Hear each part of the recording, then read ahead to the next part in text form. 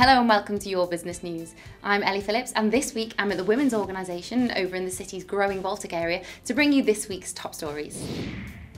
Exciting news this week as Liverpool City Council revealed plans for a 7-week programme of events beginning in May, set to help mark the 175th anniversary of the Cunard and celebrate Liverpool's maritime history and transatlantic links. Expected to attract hundreds of thousands of people, One Magnificent City will include new events specifically commissioned for the programme, alongside established favourites beginning with its launch, which will take place on Light Night. We can't wait.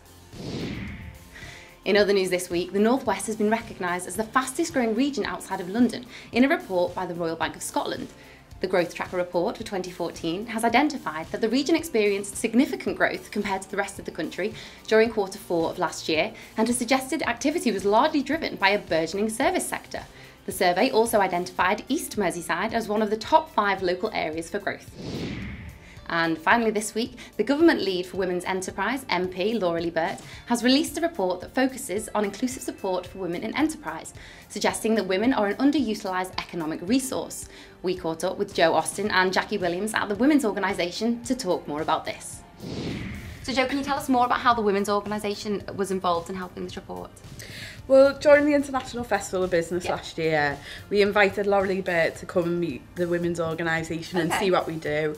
And we organised for some female entrepreneurs to come and chat with her about their real experiences, and also some of the leading organisations from across the UK who help to support women entrepreneurs to start their businesses or throughout the life of their business, just so she could get a real idea of what are the issues that face women who are thinking about starting a business or growing their own business.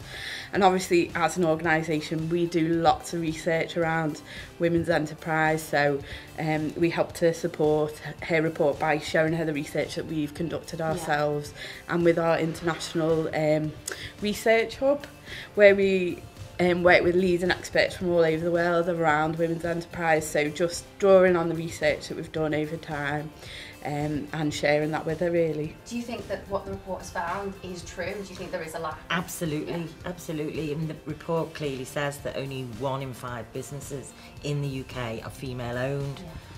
Going back to 2004-05, it was 14%. So the changes over the last decade have been really slight. And I think when you look at the sort of economic position in the country, if more businesses were female-owned, GDP would improve dramatically.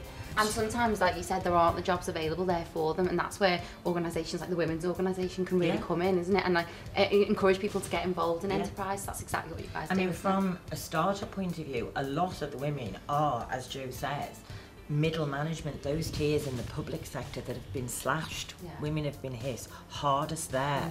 And it's women who are saying, well, we'll create our own jobs.